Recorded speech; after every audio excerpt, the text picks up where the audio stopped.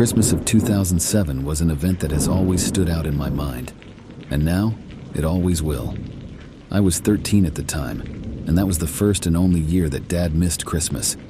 He worked as a long-haul truck driver, and we were used to him being gone for weeks or even occasional months at a time. He always made it a point to be home for our birthdays and Christmas, however. But that year was different. Mom was worried when he said he had one final load to deliver before the holiday season. His plan was to make his delivery and then be home on the 23rd just in time for Christmas. But Mother Nature had other ideas. As fate would have it, his route from our home in Minneapolis to Billings, Montana would take him right into the heart of a looming blizzard along I-94. Snow was falling in bunches at the time, and Dad said he was debating whether or not to pull over for the night in hopes it would clear up. He decided to try and just keep going, when the road made the decision for him.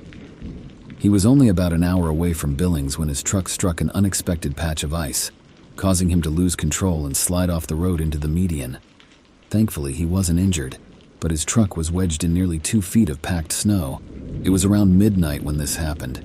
He tried everything he could to get the truck out of the snowdrift, but it was no use. Of course, his phone signal was non-existent as well, so he couldn't even call for assistance. The roads were virtually devoid of other travelers by that point as well. He radioed in to a local emergency office, but was told the roads were too hazardous to travel at the moment. In the end, he could do nothing but wait. Meanwhile, Christmas came and went for us, and we didn't hear anything from Dad. Mom was a nervous wreck, although she tried to hide it, while me and my 2 sisters were just sad that he wasn't there with us. Thankfully, Dad finally called late on Christmas evening. He apologized profusely for not being with us and promised he would get home as soon as possible. He did just that 2 days later, and we were relieved to have him back. He returned with a bundle of late Christmas gifts, and all was well once more. Dad was different, though. He was quiet and appeared as though his mind was focused elsewhere. I didn't question him on it, but I could tell that something was troubling him. Life went on, and Dad never missed another Christmas after that. He in fact began just taking the entire month of December off to prevent anything like that ever happening again. I didn't know this at the time, but he later told me that he never drove down I-94 again. He outright refused deliveries that took him along that stretch, and would take detours that added multiple hours to his trip if it meant avoiding that spot. Us kids are all grown up now, with kids of our own. My son just turned 2, and our whole family was once again together over this previous Christmas. We sat around watching as Mom and Dad lovingly spoiled their grandchildren with goodies. I don't think I've ever seen my dad with such a beaming smile. Later that night, when the sugar rush had finally worn off and the kids had gone to bed, Dad and I were left alone on the balcony. We sipped some of his whiskey and puffed on cigars as we got to talking. I'll skip over the bulk of what we talked about, because that's not really why I'm here. Eventually, we started talking about his newfound retirement from truck driving, and I asked him a question which I'd never really asked before. Have you ever experienced anything really creepy on the road? Dad was no stranger to talking about his experiences. He had infamous tales of him getting mobbed by crackheads in Atlanta, hitting a cow in Nebraska, and the things he saw while driving through Ferguson a few years back during the civil unrest. He was never shy to tell them, but this time, he paused. He swished the whiskey around his glass for a moment, as if silently debating whether he wanted to tell me. I guess I might as well tell you now. He downed the remainder of his drink and clasped his hands in front of him. You remember the year I missed Christmas? By this point, I had almost entirely forgotten about it, but when he said that, a torrent of memories came spiraling back.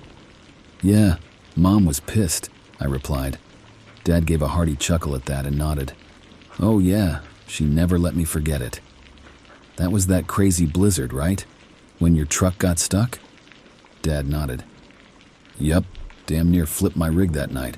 Ironically, that snowdrift probably saved my life just as much as it screwed me over.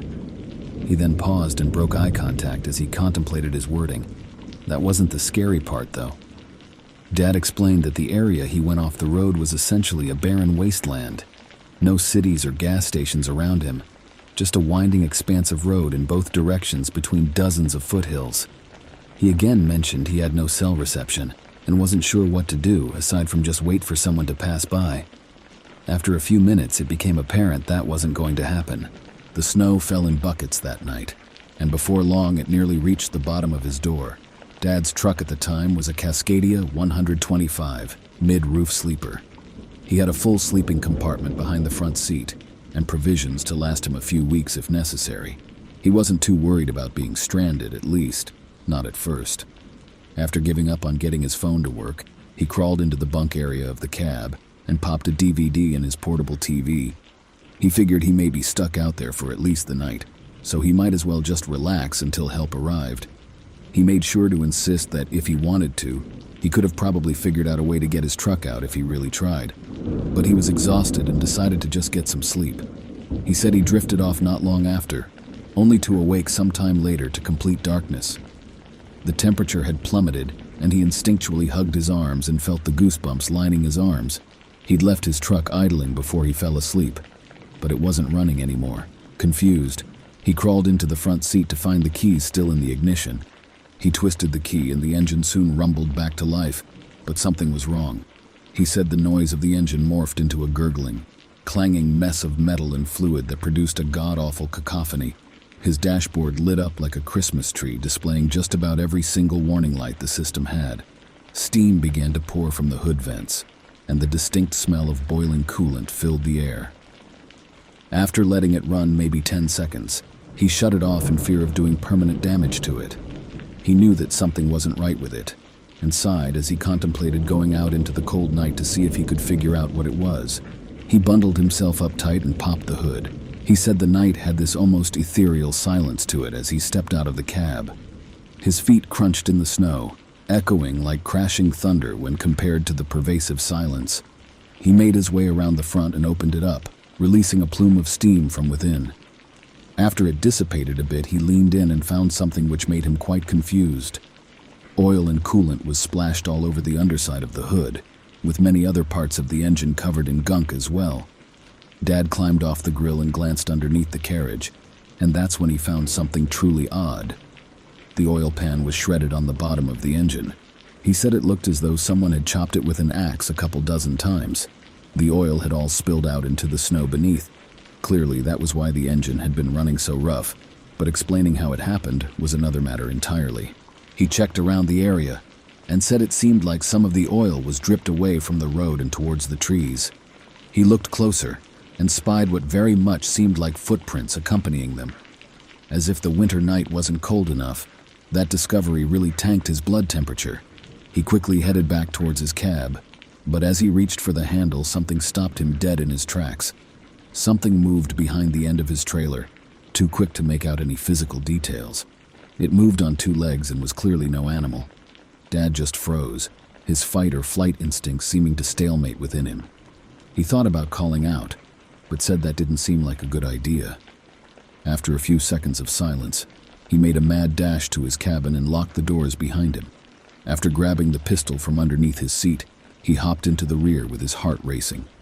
He positioned himself where he was able to glance out both side mirrors, but saw no sign of whoever was behind the trailer.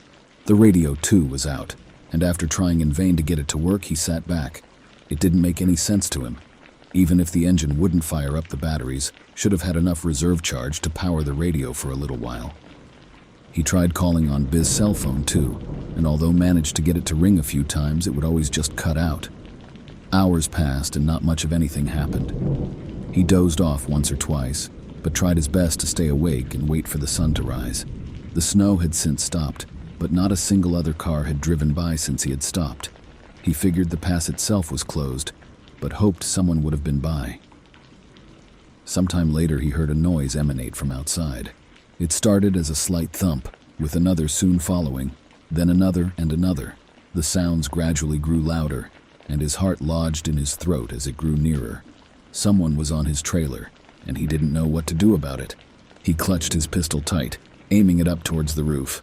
Just as he was certain the person was about to reach the roof of the cab, the sound stopped. He waited there, pistol trembling in his grip for them to emerge, but they never did. Minutes turned to hours, and he never heard another sound from the roof. He said after a while he was no longer even sure whether he had heard anything to begin with. Eventually, his guard slipped, and the drowsiness took over. He doesn't know if this next part is related, but he's never had anything happen like it, so I figured I'd include it too. He dreamed as he slept there, but it wasn't a normal dream. He said he remembers walking through a dark forest and viewing it all with incredible vivid detail. He was completely lucid, and says to this day, almost 30 years later, it was the most incredibly realistic dream he's ever had. Even looking back on it, he says it felt so real it's hard for him to distinguish it from reality. He seemed genuinely disturbed as he told me about it too.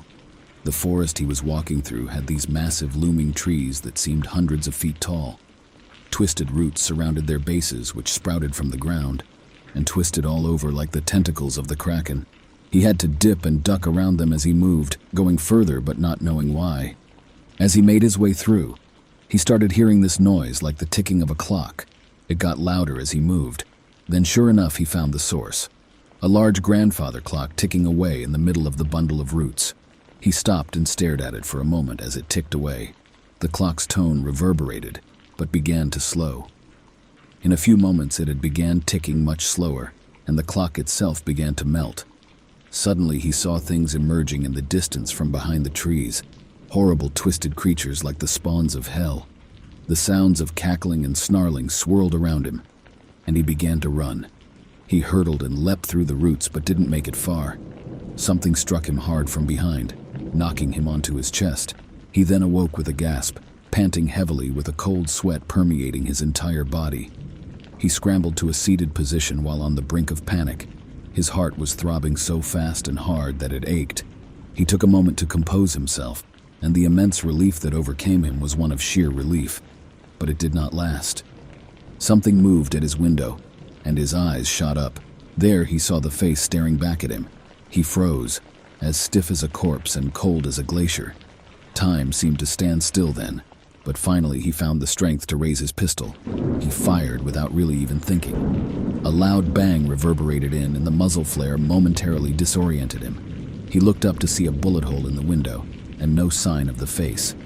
After waiting there a few moments, he ventured to the driver's seat and peered out, but there was nothing there. No sign of that thing ever being there. It didn't make sense to him, as he was certain he saw it. What made even less sense was the fact that his phone read that it was only 12:13 a.m. Last he remembered checking his phone, it read 12:08 a.m., and he swears on everything that had to have been at least an hour before he dozed off. By this point in his story, I had to question myself on whether he was pulling my leg. My father is a bit of a prankster for sure, but he's never weaved an elaborate story like this before.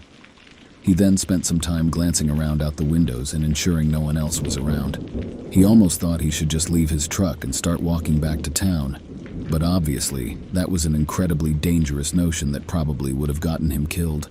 He stared at his phone for quite a while, watching the minutes slowly tick onward. Too slowly. He swore time wasn't working as normal. Several times he counted aloud to 60, doing his best to approximate a minute, but the minute didn't change accordingly. He eventually just kept counting upwards, finding the minute finally changed when he reached 386. You'd think that after all these worrying discoveries that sleep would have been the last thing he wanted, but it wasn't enough to prevent. He said he tried adamantly to resist the urge, but the drowsiness that overtook him was impossible to fight. He found himself walking in the snow, listening as it crunched beneath his feet. A dark and silent forest surrounded him in all directions. It was robotic, as if his body acted of its own accord while his mind drifted in the doldrums. He could barely see where he was going, but it didn't seem to matter. Suddenly he stopped and seemed to spring back to reality. He glanced around side to side, a sudden terror gripping him. Where was he? Why was he outside of his truck? He wondered. He spun back, but couldn't even see the road behind him. The cold sunk into him, and then he saw it. From further in the woods, a familiar face stared back, pale, gaunt and inhuman. It crawled on all fours, shimmering and shifting side to side. My father turned the other way and ran like hell. Tree branches raked against him as he fled half-blind away from the thing in the woods. Nothing looked familiar, and he just continued running aimlessly through the woods, checking behind him periodically to see if the thing was following him. He never saw it or heard it, but he knew it was there. Eventually, he smelled the faint scent of smoke lingering in the air. He followed it, hearing a commotion behind him, and soon came across a small clearing. In the center of it was a log cabin with smoke trickling from the chimney. Seeing no other option, he dashed towards it and knocked on the door. Behind him, he could hear odd sounds coming from the woods, and thankfully the door opened a few seconds later. "Who are you? What do you want?" The voice of elderly man called from within. Dad turned and saw the barrel of a shotgun aimed at his chest. He slowly raised his hands to convey he meant no threat. "Please, sir. He said. He paused as he thought that certainly this man was going to think he was some lunatic, but he said it anyway. "There's something out there." The man's furious glance reverted to one of intrigue. He then looked past my dad and out into the forest, his eyes suddenly growing wide. Suddenly he backed up, still aiming the shotgun at my dad while waving him inside. He pointed him over to a chair in the corner. Dad complied and sat as the man locked up behind him. He waited there a couple seconds there, but apparently heard nothing of concern. "What are you doing out here?" My dad then told him what had happened with his truck and the blizzard. He then told him about the odd occurrences that had happened later on, which culminated in him suddenly sleepwalking through the woods. The man sighed and finally lowered his shotgun. He got my dad some water and took a seat across from him. "A lot of weird things in these woods." Dad paused as he waited for the man to continue. The man formally introduced himself as Duncan and said his family had owned that plot of land for nearly 100 years. He said he lost count of how many search parties had come through over the years, as well as thrill seekers, ghost hunters, and generally odd people. "I saw a face," Dad finally confessed to him. Duncan eyed him curiously. "What kind of face?" Dad described it much as he had before, and Duncan just shook his head. "Well, that's a new one." He let out a sarcastic chuckle then. "You hear all kinds of stories, UFOs, Bigfoot, cults, but none of them can ever provide proof." "So you don't believe in any of it?" my dad asked, only to be countered by Duncan. "Of course I do. I've lived out here long enough to know that we humans do not dictate these woods. There are things that lurk in shadows all over the globe, and we may never understand them. But as for what you saw..." He paused for a moment, seeming to contemplate as he folded his hands on his lap. "There's a group of Native Americans that are rumored to have once lived here, the Apalkari.